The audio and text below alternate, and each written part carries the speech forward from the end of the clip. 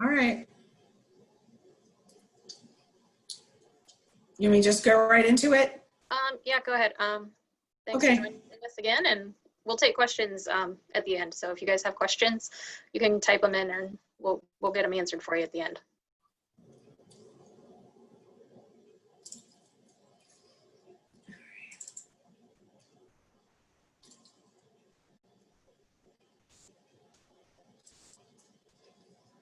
All right. Can you see my screen okay? Sure can. Okay. All right. So good afternoon, everybody. My name is Laura Adcock. I'm with the Ohio Emergency Management Agency Disaster Recovery Branch. And today I'm going to give an overview of the one of the many grant programs that are available due to the COVID-19 pandemic. This program, the Public Assistance Program, is a legacy program. It's been around for decades. It's traditionally been used to address a natural disaster, flooding, hurricanes, earthquakes. But we did receive a disaster declaration specific to COVID-19 on March 31st. The program is eligible to provide reimbursement, or the program provides reimbursement to state and local governments and certain nonprofit organizations. So specific to the audience today, any municipal operated fire or EMS and also volunteer fire departments are eligible applicants under the program. But the work eligibility is going to vary between the two. So whether you're municipal or whether you are a volunteer fire department, and we will get into that. If you're a special district, fire or EMS, you are considered a local government under Ohio Revised Code. So you would fall under the local government realm. The program is administered by my branch in coordination with FEMA. FEMA provides 75% of the funding, and they make final they make final eligibility determinations. So the guidance and what I'm going to discuss today is, final determination is made by FEMA, but I'm giving my best guidance based on FEMA's policy and discussions we've had with them in regards to COVID-19.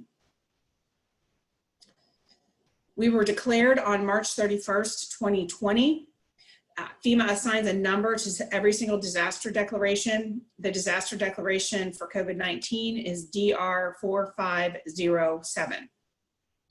The federal government has established an incident period, which is specific for FEMA, which means that normally, if this was a natural disaster, an incident would define when the damage had to have occurred. So in this instance, though, the incident period is going to be when the costs were incurred specific to response to COVID-19.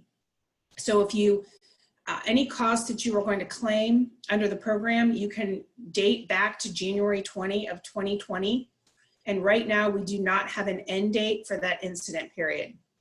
I know that the national health emergency was just revised to take us through the middle of October or the end of October.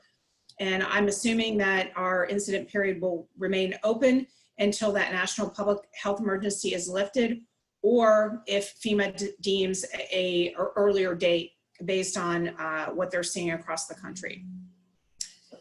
This declaration is specific to only one of 7 categories of work that are traditionally eligible under public assistance, and that's category B, which is emergency protective measures. All 88 counties are declared. So any of the municipal fire or volunteer fire departments within the state are eligible to apply. Again, the cost share from FEMA is 75%. The state of Ohio is utilizing a portion of the CARES Act that we received as a state to pay the non-federal share, to pay the remaining 25%. There's no additional application requirements needed to get that 25%. It's just fluid part of your grant, part of the process that we have at EMA when we make our disbursements of funding. I will note, though, that the CARES Act money, as you may know, you have to spend that by December 31st, 2020. So unless that gets extended, any costs that are not awarded prior to December 31st, we at this time would not participate in the non-federal share for projects that were awarded or paid after December 31st, 2020. Oops. This is, in a nutshell, the grant process and who you work with and where you put stuff as you work through this process. The RPA is the request for public assistance, which I'll talk about on the next slide. Once you complete that, if you haven't done so already, that RPA will come to Ohio EMA. So it'll come back to my office for us to review and submit to FEMA on your behalf. Once FEMA has your application and they've approved it, then you can go to their grants portal, which is this section over here. You can go into their grants portal and complete your project. They have a streamlined application and process right now that's only for COVID-19. It's kind of a TurboTax type process where as you answer questions, depending on how your response, it will move you through the application process and tell you when documentation is required to be uploaded to the portal.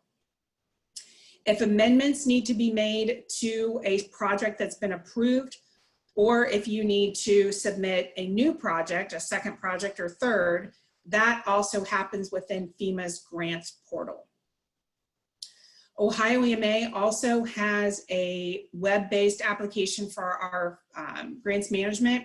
It's oh.emgrants.com. So the website that's got the OH.io in it is the Ohio system, and then the portal is the federal system. All applicants who apply are required to designate a point of contact for the state. They would submit a W-9, a letter of appointment, and a state local agreement, which I will show you where you can find those at the end of the presentation. All of the funding comes through Ohio EMA, including the federal money, and anything that needs to be done post-award happens in our system. So if we get into time extensions or quarterly reports are required, something like that, those are all done within the state's system. So FEMA's system is to submit your projects, and then everything else is going to happen in the state's system.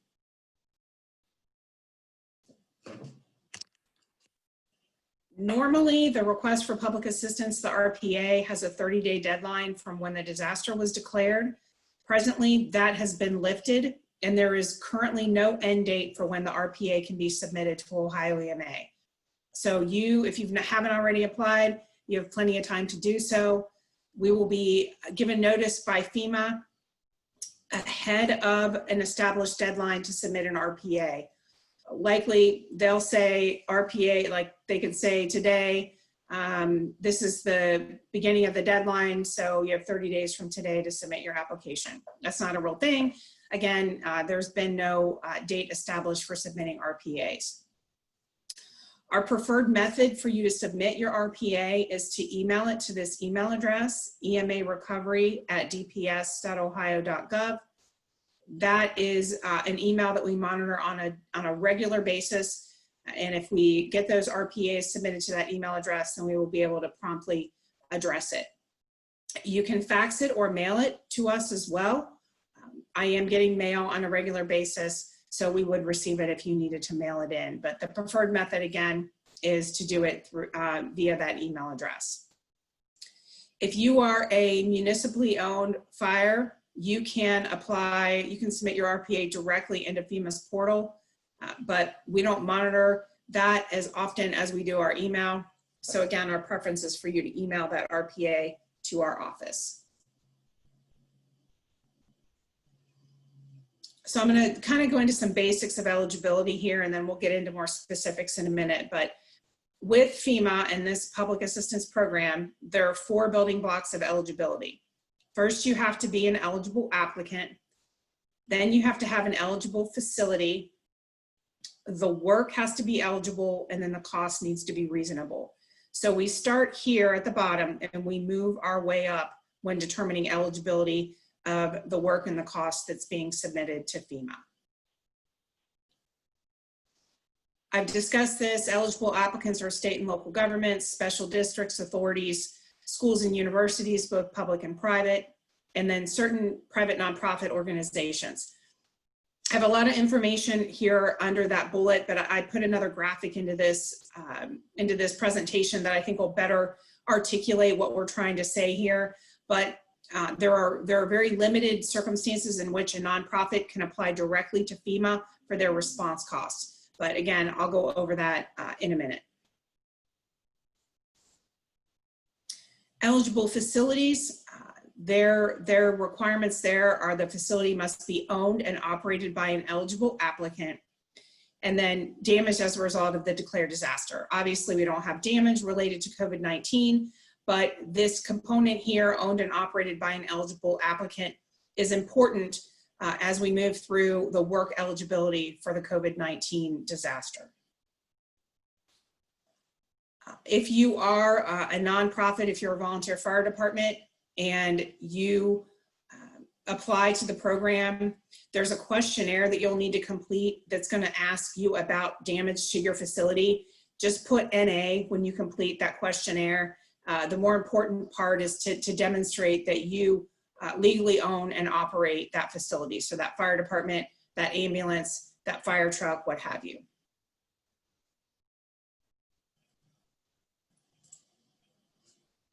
Eligible work. It must be required as a result of the declared incident, must be located in a designated area, and must be the legal responsibility of an eligible applicant. The located and designated area, again, is not of concern here because all 88 counties are declared. Required as a direct result of the declared incident. FEMA's got specific eligibility or specific items in regards to response that are eligible under the program as long as they're required as a result of the COVID-19 pandemic. And then the legal responsibility part, again, I'm going to speak to in a minute as it pertains to volunteer fire departments versus municipal owned fire department or EMS. These are the other remaining eligible categories of work under the FEMA Public Assistance Program. Again, we're limited to emergency measures for the COVID-19 disaster event, incident, what have you, nightmare. All right.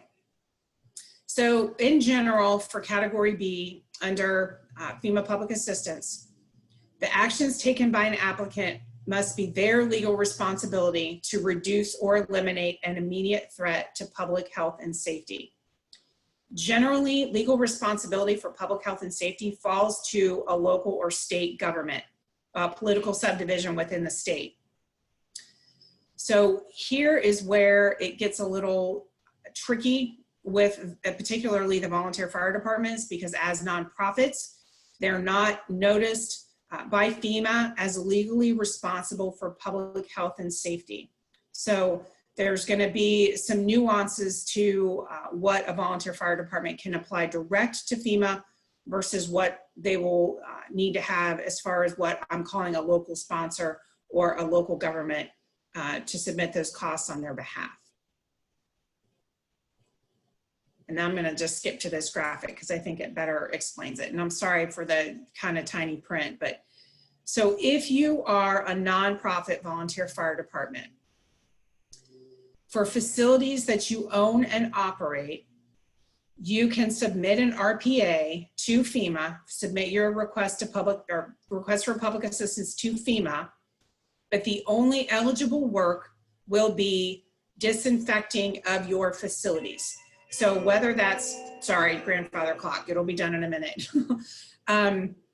So for your eligible facilities, whether that's the fire station, whether it's a fire truck, an EMS vehicle, something like that, for disinfecting of those vehicles, those buildings, the equipment within the buildings or the vehicles, you can submit that cost directly to FEMA via your request for public assistance.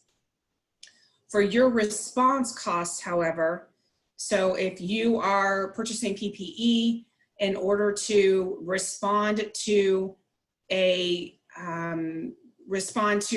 car crash or a patient that we know is COVID-19, things like that, the response work that you're doing, you're going to have to bill your local government sponsor. So if you're a township volunteer fire department and you have an agreement with a township to coordinate response and protecting public health and safety on behalf of that township, the township is going to have to apply to FEMA with an RPA, and the volunteer fire department will need to bill, or however you would transmit that cost to that local government via an existing agreement or contract.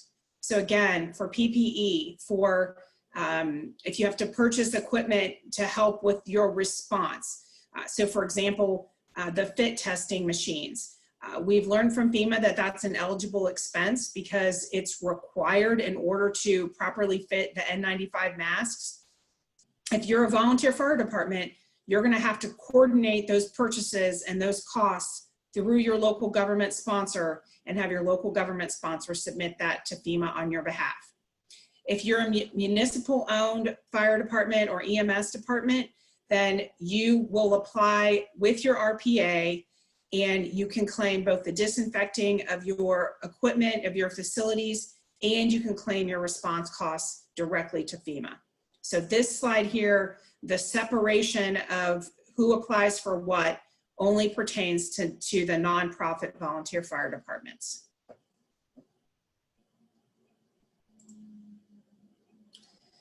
Items that are not eligible under the program are increased operating expenses. For example, the payment of sick leave, the FMLA requirements that came out with the CARES Act, the 80 hours of leave that you have to provide, that's not eligible for reimbursement under the program. Payment of wages for employees who are not working is also not eligible under the public assistance program. If you've lost revenue, so you couldn't have your fish fries in the spring or things like that, you haven't been able to open your community center to fundraising, that type of loss would not be eligible under the public assistance program. Only overtime or comp time is reimbursed. For regular time, if you have an employee who was reassigned, so let's say that you or backfilled in order to address a shortfall in the response assets that you had, that regular time of those employees who are backfilling or reassigned may be eligible, but those employees cannot be normally paid out of your general revenue fund, or they can't be just a normally paid employee. So if they're just shifting their job duties somewhere else, but where they're being paid from is not changing, then only their overtime or comp time would be reimbursed, not their regular time.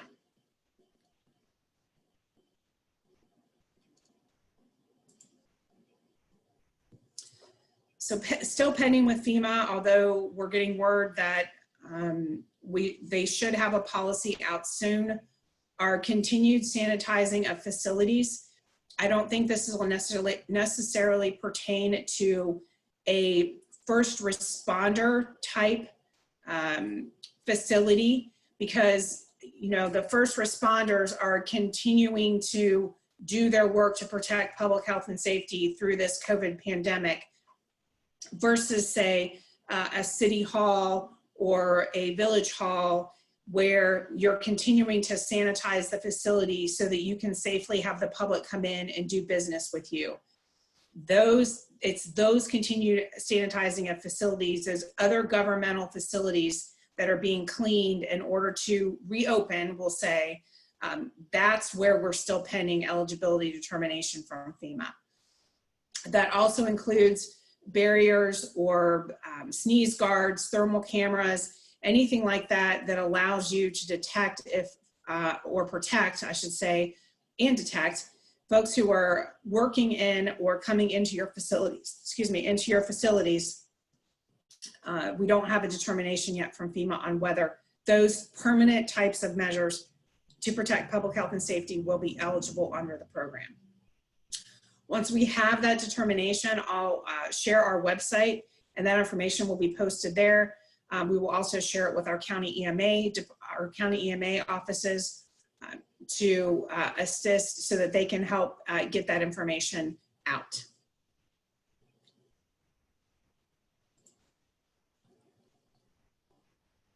All right. There are several fact sheets that have been put out by FEMA in regards to COVID-19. Some of them do not garner any new eligibility or policy decisions, with the exception of one. There's a emergency medical care fact sheet that was released in May that made a significant policy change to provisions of emergency medical care, but it's specific to hospitals and whether or not they can claim costs for patient care once a patient has been admitted to the hospital. So not really pertaining here. For the non-congregate sheltering, if you have employees who were exposed to COVID-19 or who got COVID-19, and as a local government or a municipal fire department, you housed those firefighters in a hotel, let's say, because they could not self-quarantine safely at home, then those costs are also eligible under the program. So again, if you're a municipal owned fire department and you had to pay a hotel bill or something, or provide food to an individual who had to quarantine, those costs are eligible under the public assistance program. We have to go back to FEMA every 30 days and request our statewide approval of non-congregate sheltering be approved. We've received our most recent approval on Monday, I believe. And so the statewide approval of non-congregate sheltering is extending into to the end of the month. And let me just step back a second. For what non-congregate sheltering means is if we would have a flood and you would evacuate folks from their home, and your typical plans are going to say, we're going to take you to the high school gym, or we're going to take you to a community center, or we're going to take you to a Red Cross shelter where everybody's all in one room together. Clearly with COVID-19, you can't safely do congregate sheltering where you just put everybody in a room. So that's why, specific for COVID-19, if you have individuals who have been exposed, who have tested positive, or who are at high risk, and you're sheltering them in a non-congregate sheltering, they can't go home, they got to go to a hotel or what have you, that's the kind of cost that's eligible right now under the public assistance program for COVID-19. If you are a volunteer fire department and you have staff that you are providing non-congregate sheltering for, that again is another cost that you would have to submit through your local government sponsor in order to get reimbursed for that expense for that non-congregate sheltering.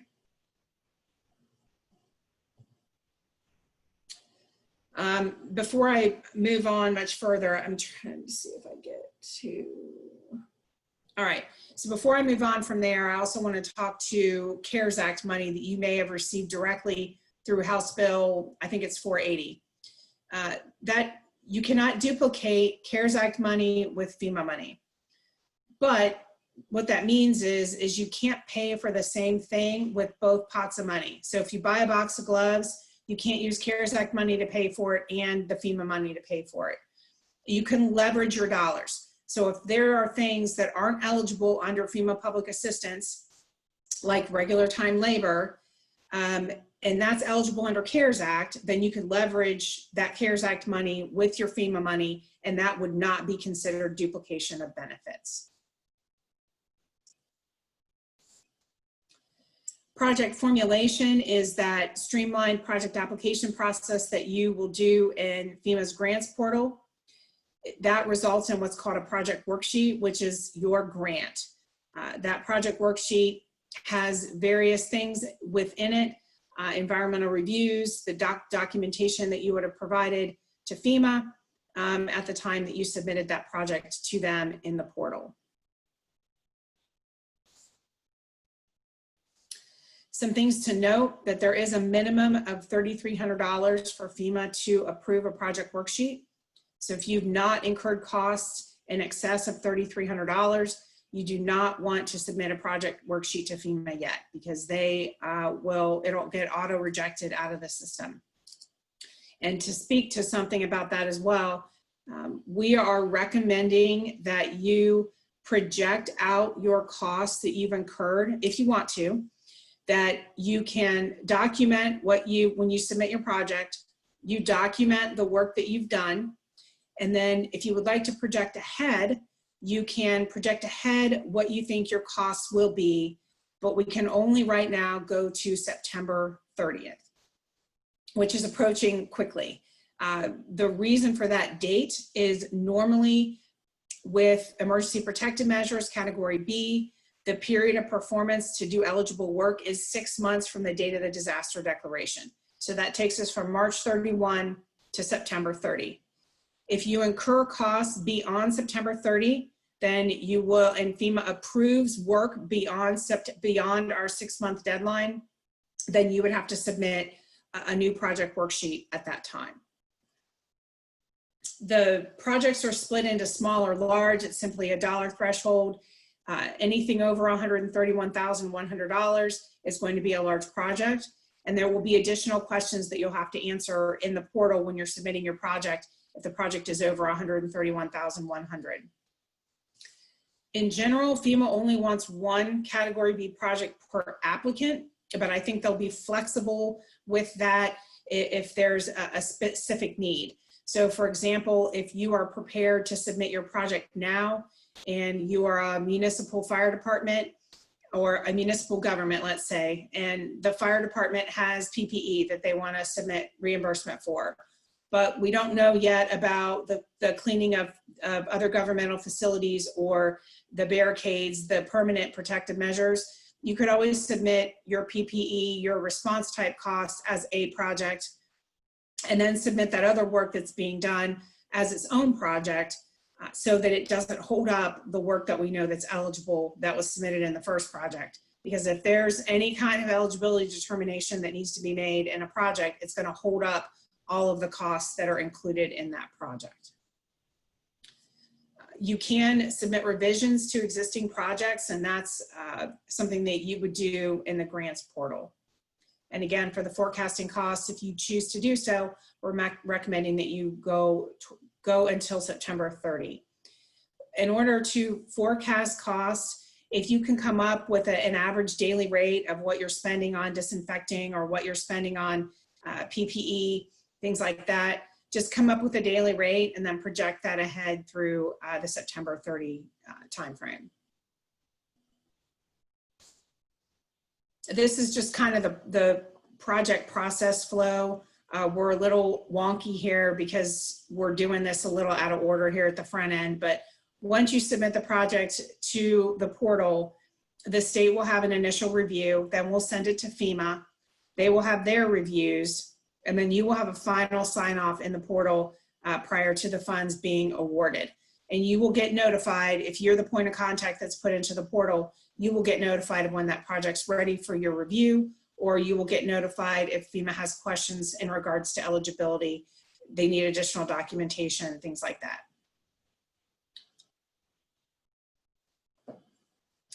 For the project documentation, we are recommending that you use FEMA's forms. These forms and how you document work through the Ohio Fire Chiefs Response Plan, they're the same forms, the same process. So if you're familiar with the Fire Chiefs Plan and how the documentation requirements are, one moment. My husband told me he'd turn it off, and I said, no, it's not a big deal, but apparently it is. So there's a form for accounting for your labor, your own employees and their fringe benefits.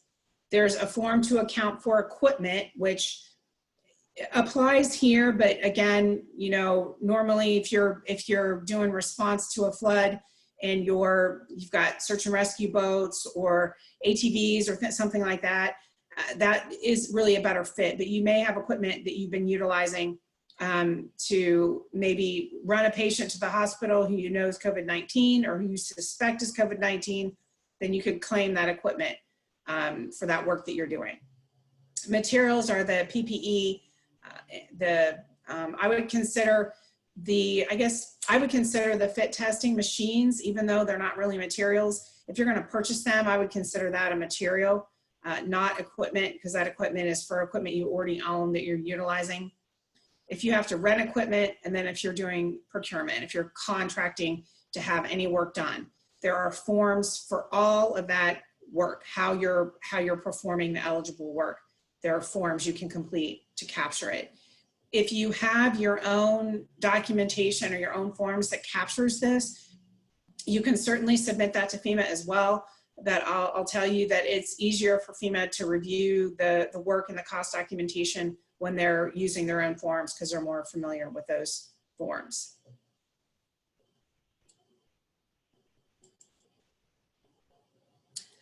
I'm going to jump back here. As far as backup goes, the support documentation that you need, these forms all have a signature at the bottom that says that you certify that the information is true and accurate. However, FEMA may ask you for a sampling of timesheets, let's say for your labor.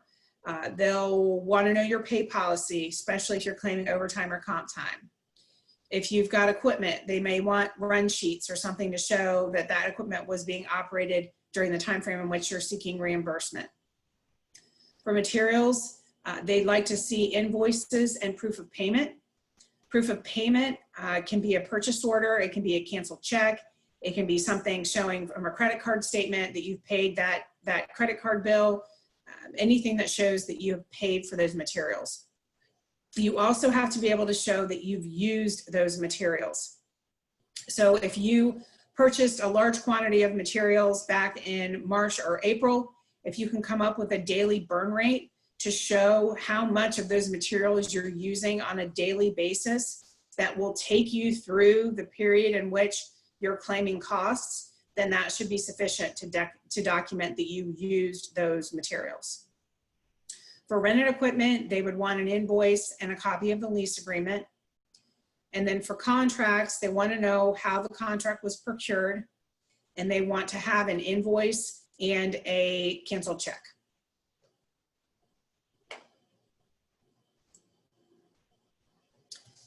You need to keep your documentation for all the work that you're doing in regards to the project worksheet.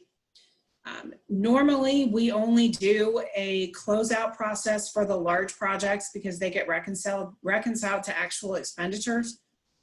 But because we're forecasting out on all, because if you choose to forecast out on all your projects, we're probably going to have to do an audit of your small projects as well, just to ensure that the work that was approved was actually completed. So as an example, and I know this isn't a thing, but as an example, if you say, I'm going to be working on COVID-19 response until September 30, and glory be, for some reason, your work stops at the end of August, if FEMA's approved work into September, then there's a month of work that they've approved and paid for that you didn't actually do.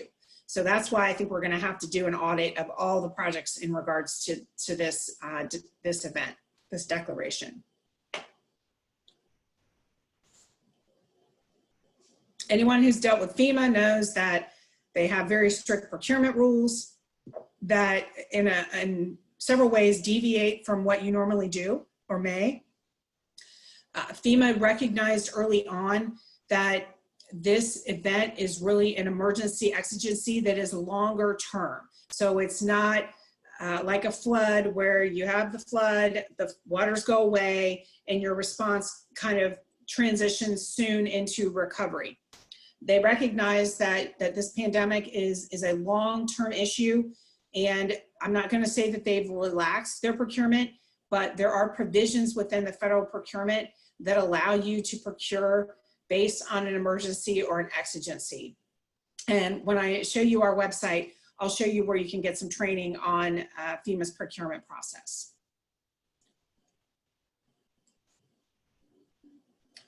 All right, so this is the end of my presentation, and what I'm going to do now is I can stop for questions if you'd like, or I can go to, if there are any, or I can move on to showing you some website information.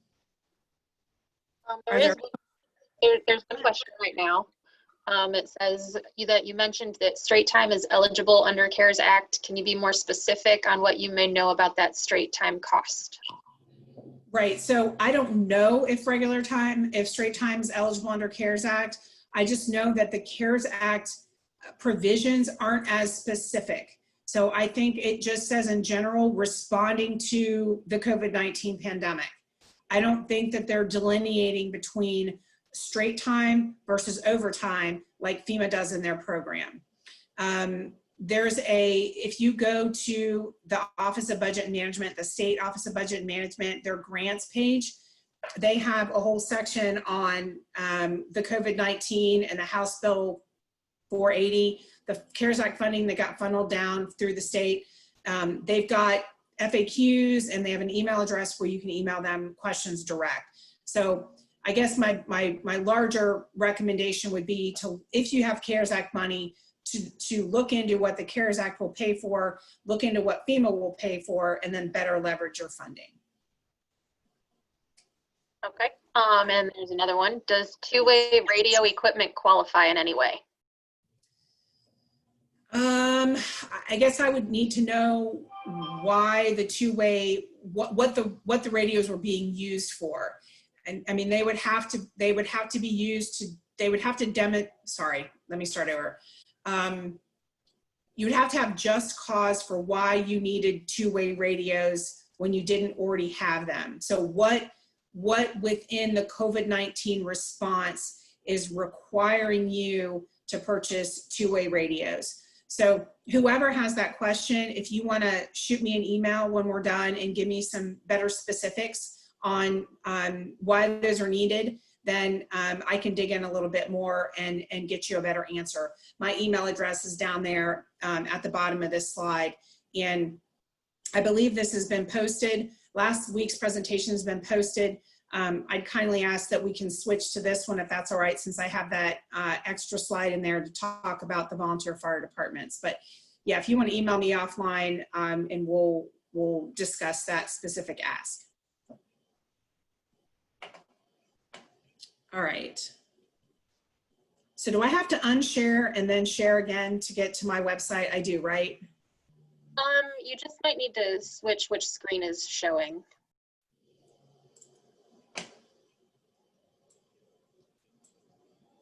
All right. So can you see Ohio EMA's website now? Nope, we're still on the PowerPoint. Okay, we'll just do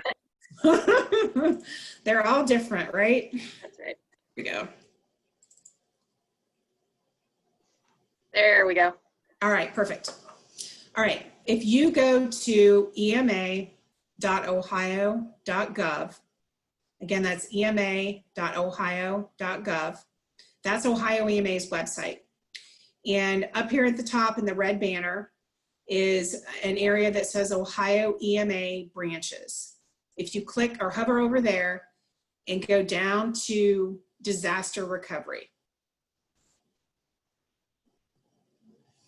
Over here on the left-hand side, we have information that's specific to the COVID-19 declaration. So if you click there, so this first thing here is the whole 800 and some page CARES Act document.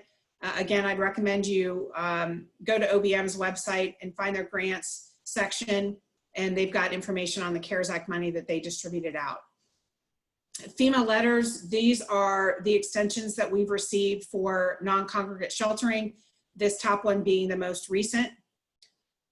Then there are fact sheets and information sheets that speak to the nonprofit organizations, emergency medical care, eligible work under Category B for COVID-19, procurement information here. So this is all information to kind of dig deeper into what I briefly touched on during the presentation.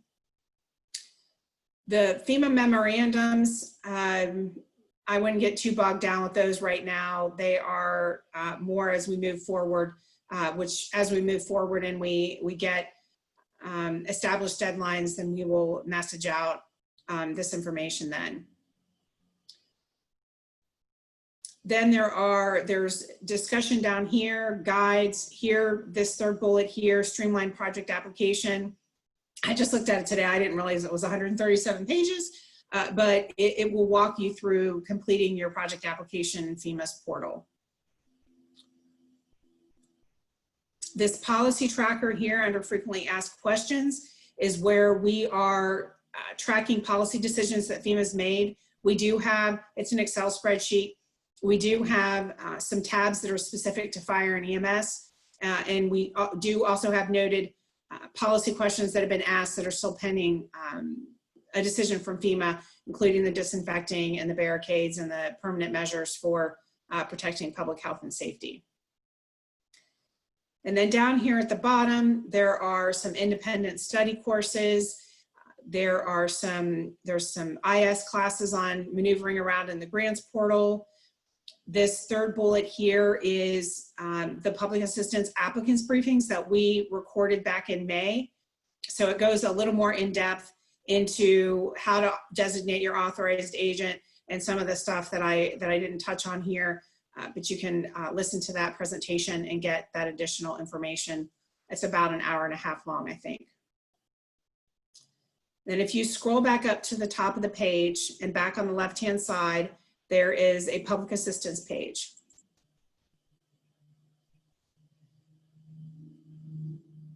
So this fourth bullet here, FEMA request for public assistance RPA form, that's the application.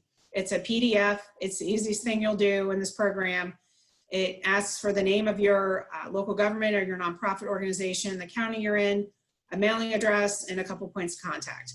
So whoever you put on the RPA is who is going to get access to the portal and to our grants management system. This next item here are the forms that you submit to designate your authorized agent. It's a W-9, a letter of appointment, and a fully executed state-local agreement. The third from the bottom, the FEMA force account forms, that's a link to the labor record, the equipment record, the material record, contracting and rented equipment. So the forms that FEMA would prefer you use to document your work and your costs. You're also required to have a DUNS number. If you are a municipal fire, you may have a DUNS number, your municipality may have a DUNS number. My recommendation is to find out your DUNS number and go to sam.gov and see whose DUNS number is active and registered. We have to report spending to the federal government, and our reports don't generate properly or sync properly if we don't have active DUNS numbers at sam.gov. And the applicant's briefing talks a little bit more. It gives you some websites you can go to apply for a DUNS number if you don't already have one, or to register at sam.gov. And then this is just a quick start guide on how to search for your DUNS registration to see if you already have a DUNS number. This is the state system. So again, I think once we get your authorized agent information, we're gonna put that information into our system and get you access here. What's not working for me today is FEMA's grants portal. It's running super slow and I can't get logged in to show you. So once you have access to the grants portal, there's going to be a section over on the left where it asks you for your applicant event profile. That's essentially your RPA. And when you click on there in the middle of the page, it'll bring up a magnifying glass and then the number 4507 to the right of that. If you click on the magnifying glass, it's going to bring up your grant that's specific to COVID-19. And once FEMA's approved your RPA,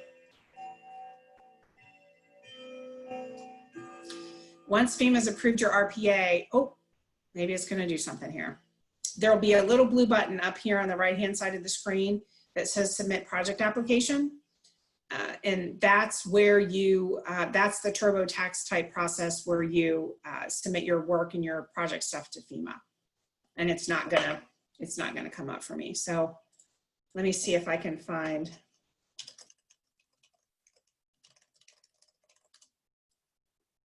get you guys to the grants page for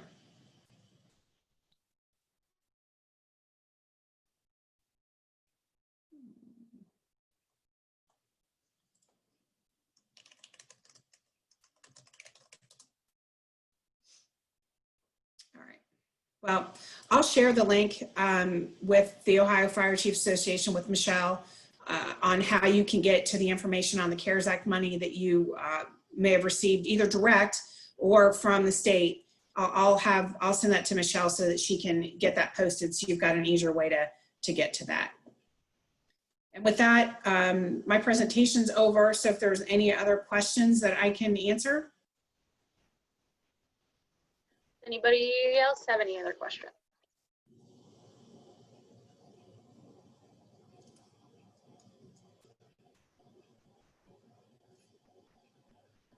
Doesn't really look like it. All right. I think we're good. All right. Well, like I said, if anybody needs anything, please shoot me an email, give me a call. I'm obviously working from home. My cell phone is 614-230-7696. So if you have any questions, want to chat, give me a call. Happy to help.